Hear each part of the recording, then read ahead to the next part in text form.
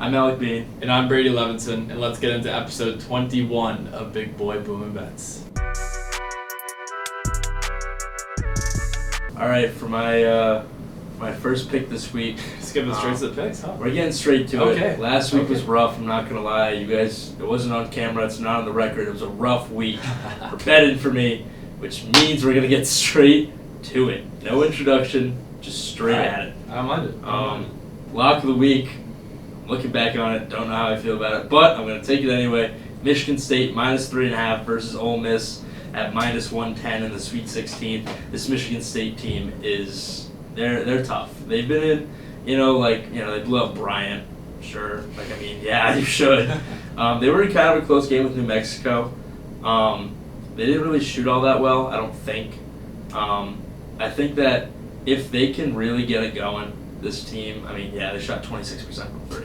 If this team can get it going, and they shot 67% from the free throw line, which is terrible. Tom Izzo, obviously, great coach. If this team can get their shots to fall, I do see them making a deep run, and I do see them absolutely steamrolling the Rebels. Give Michigan State minus 3.5. Love that pick. Tom Izzo in March Madness is a great coach, and honestly, I liked Ole Miss to get this far. I thought UNC was a pretty good draw for them, but I think Michigan State's just going to overpower them. That pick. For my lock of the week, we're going with the Tennessee Volunteers to cover minus 4.5 against Kentucky at minus 105. And I know what all y'all are thinking. You're like, oh, Kentucky beat Tennessee twice this season, but I fell for that trap when I bet on St. Mary's to beat Gonzaga, and I'm not going to fall for that trap again. Can't do it again. And it's really hard for a team to beat another team 3 times in one season, especially at this level. And Kentucky, I saw a stat when I was looking into this game. Kentucky shot 50% from the three-point line combined, both those games. That's not sustainable. It's not good. And Tennessee's got one of the best defenses in the nation. Yeah, they do. I don't trust this Kentucky team, despite that they've actually made it far for once. I don't trust them to get it done against Tennessee a third time. Hey, love Mark Pope, but it's not going to happen. Tennessee minus 4.5 over Kentucky. Lock it in. Absolutely. Love that pick.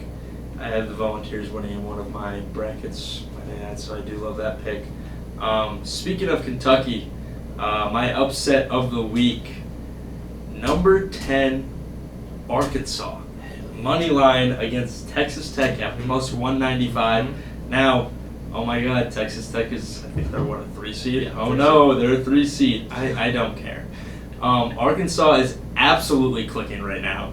2 huge wins. I know Kansas was a 7 seed. They didn't do that great this year. But that's still the University of Kansas. That's still Bill Self coaching that team. That's still Hunter Dickinson. That's still KJ Adams, who did drop 12 plus the other week, by the way. And they took down number 2 seeded St. John's, who had arguably the best defense in the country all year. Now, this Razorback team, they don't have anything that really pops out on paper. Their leading scorer is averaging 11.4 points per game. Oh, sorry, that's a lie, actually. That's a lie. I don't know why ESPN lied to me.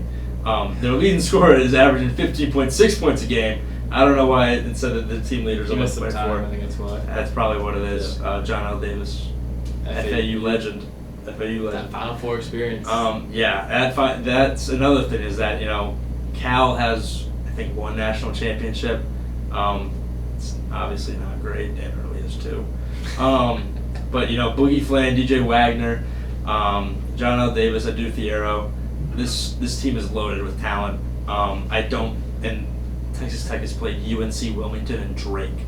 I get Drake was great this year. They're 11 seed. They over-exceeded expectations. They made it to the second round. I don't care. Razorbacks, plus 195. Give me them in the Elite Eight. Love it. Arkansas was one of the upsets I was looking at. Love what they've been able to do so far and taking down Rick Pitino. And a little side note, I'm excited for a little Pitino versus Pitino action next year. Xavier. With Richard going to Xavier, it's going to be... That was interesting, but, little family feud in the Big East. Love to see it. Love to see that. My upset that I'm going with this week, and this is one I'm really, really excited about. Yeah. Just the game in general.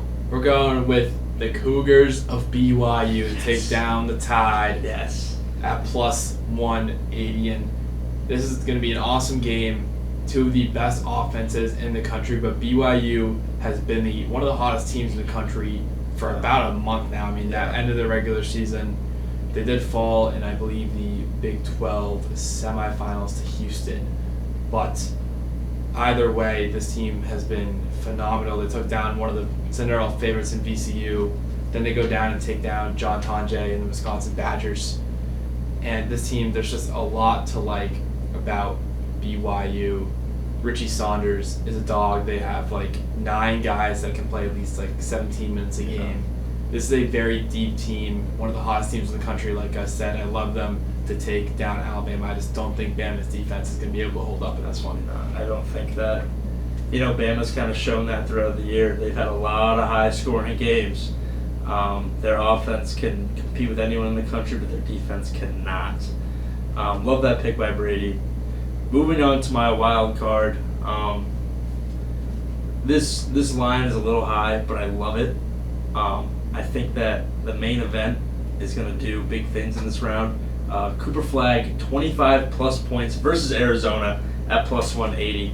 Now, I know you're probably thinking, oh, Cooper Flag hasn't dropped over 20 points in the tournament so far. He hasn't had to. You know, this is a guy whose team almost won by 50 in the first round, won by close to 30 in the second round. They won by 23. I mean, they haven't had like a real challenge yet. I don't think Arizona's really a challenge for them. But that, nonetheless, it is March. Anything can happen. I think this is a game that Cooper Flag is going to need to have 25 points. Because although I don't think Arizona can get it done, they do have Caleb Love over on that side. And Caleb Love loves to play Duke. Duke killer. He's the Duke killer. I mean, but yeah, I think Flag's got to go off. He's going to have 25 plus. Stamp it in right now, plus 180. Give me the money. Love it. Absolutely love it. I love the logic there too. And I'm going to use some of that logic as well for my wild card pick. I'm taking another main event of this round and a guy that broke our hearts over the weekend, but an All-American and just a guy who's going to be a stud in the NBA nonetheless. Walter Clayton Jr. of the Florida Gators to score 25 plus against the Maryland Terrapins, plus 255. He's a bucket. Yeah, he's a bucket. And the words of Dan Hurley, he hits NBA level shots. I mean, this dude is an absolute stud of a player. Got his revenge on the Huskies as he was part of that Iona team 2 years ago that lost to the Huskies in that first round. And, you know, Walter Clayton, he's dropped 23 points in his 2 tournament games so far. He actually hasn't scored 25 points since back on January 14th, where he scored 28 in the loss to Mizzou. But big-time games like this require big-time performances, and I think, I mean, he's been right on the cusp of that so far this tournament. I think this is a game he goes and hits 25. I mean, him versus Derek Queen and the rest of that crap by Maryland is going to be an awesome game. Yeah. And he was a little slow shooting against UConn, and I think obviously he hits one more shot. He hits that 25-point line. Obviously came on late in that game, hit those 2 huge threes to give Florida that win. Yep. But I think this is the game that Walter Clayton hits that 25-point mark, and I think he leads the Gators to a win over the Terps in San Fran. Yeah, I 100% agree. This, Walter Clayton, when we were, that first half against UConn, I was thinking, like, this is the guy that everyone was worried about. Like, Elijah Mitchell's the one that's really open right now. He had, like, 14 in the first half. And then, I mean, those last 5 minutes were just deflating to watch. Walter Clayton Jr., love that pick by Brady. He gets to the line a lot, too. Had 7 free throw attempts last game against the Huskies. He's going to get his buckets. Yeah. Dude, kid knows how to score. Yeah. And I think that's going to come in clutch against Maryland. Obviously, coming off that high of beating Colorado State, Derek Queen's buzzer beater. But honestly, I might have been in travel, and that shouldn't have been that close of a game in the first place. And that's why I'm riding Florida. But that's going to do it for this episode of Boy Boomin Bets. We are happy to be back here. Got another, 5-6 weeks? Yeah, something like coming that. Away.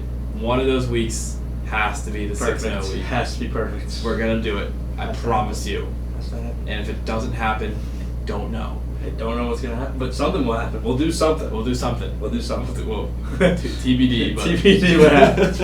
But for now, I'm Brady Levinson. I'm Alec Bean. Remember to gamble safely, gamble responsibly, make some money this week, and we'll see you next time.